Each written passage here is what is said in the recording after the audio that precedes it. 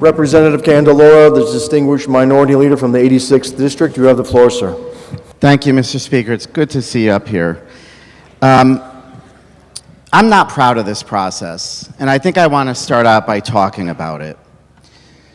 This chamber understands that there's the concept of sine die for a reason. And back in June, we gavelled out, and the governor vetoed the housing bill that was hotly contested and debated in this chamber. And what subsequently happened was discussions that were done behind closed doors did not have an open and honest and transparent process. I guess I wouldn't say it wasn't honest, but it was not transparent. It did not go through the committee process. It did not go through public hearings. And it didn't get the robust discussion that we typically see in a legislative process. Instead, it is here before us during a special session. So we could point to the fact that there are provisions in this bill that may have gotten a public hearing sometime in the past. But this is a special session. We don't carry bills over and point to legislative intent from a session that no longer exists. So if this bill is ever litigated, which I'm sure it's going to be, courts don't have any committee hearings, any public hearing testimony, any references on this piece of legislation to understand what the true intent was. And I find that dangerous to this process. And I will say, one of the things that I'm concerned about, we talk about affordable housing. Of course, we all want to tackle that issue. But to think that we could write a 100-page bill and add layers of bureaucracy on top of already broken zoning laws, where we still have 8-30G to deal with, to somehow think that we're going to get affordable housing out of this piece of legislation is a fallacy. One of my concerns, fundamental concerns with this is, yeah, it did create some sort of a process that COGS and towns could review and set goals of the number of housing units that are going to be built.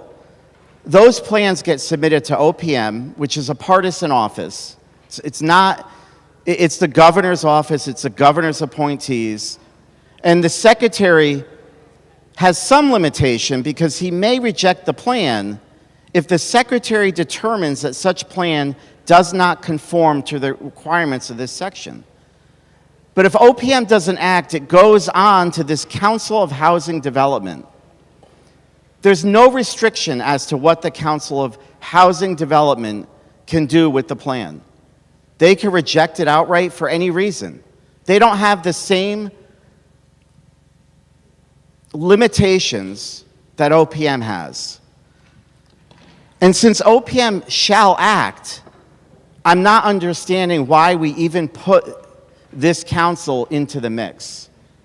But my concern is that if OPM chooses not to act within the required 120 days, you're now going to have a political council with political appointments, I think I get one, that is going to make a decision impacting our communities. And these individuals aren't elected by our communities.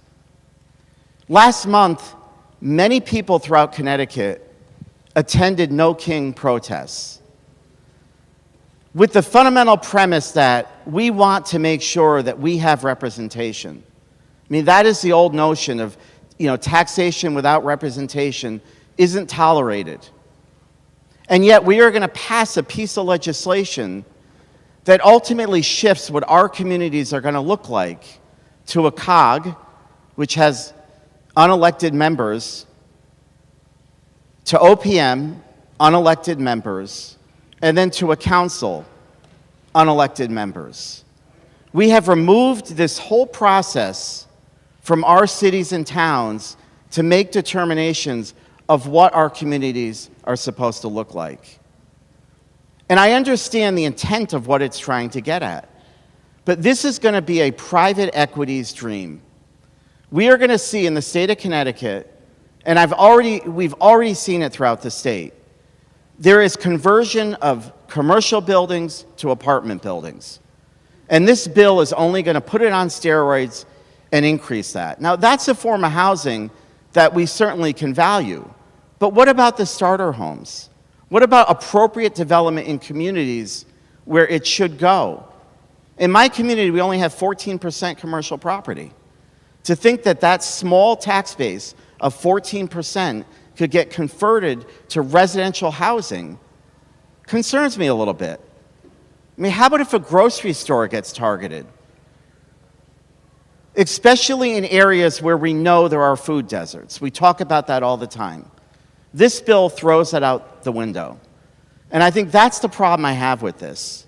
We have deprioritized everything else in the name of affordable housing. But there is nothing affordable here. So I am not going to go home and tell my residents, my constituents, that we just did a great thing here, that Connecticut is going to become more affordable. And it's not an accident that House Republicans about a month ago talked about proposing an increase to the property tax credit. If we want to talk about affordability, we have got to talk about property taxes. Because our communities are beginning to reject their town budgets because they can't afford the increased burdens of education. And what did we do this session? We lowered the volatility rate. We took $600 million now that we have annually to spend, and we're dumping it into more government programs with no focus whatsoever of how we alleviate the property taxes on our residents. And that's a problem. That is what my constituents talk about. When I see a town budget go down 90%, and people with kids that are in the schools are voting those budgets down because they can't afford the taxes any longer. We have a crisis in Connecticut. And what are we doing? We're passing more bureaucracy that is not going to lead to a bit of affordable housing. But what it's going to lead to is a lot of private equity that's going to move into the state of Connecticut, develop these commercial properties into apartment complexes that we all know are not going to be affordable. My neighboring towns of North Haven and Branford, they have beautiful apartments they just built. They're $2,800 to $3,800 a month. Those aren't affordable housing, and it doesn't build equity. So I regretfully am disappointed in this process, and no matter how hard anybody says this is a bipartisan bill, the vote tonight is going to reflect that it's not. And I don't care how many local leaders stood at a press conference to support this bill. Because when I talk to representatives of CCM and Cost, they tell me, yes, we signed off on the portions of the bill that we cared about. Doesn't necessarily mean they signed off on the whole bill, and it doesn't mean that it's bipartisan. So, regretfully, I urge my colleagues to reject this bill. Thank you, Mr. Minority Leader.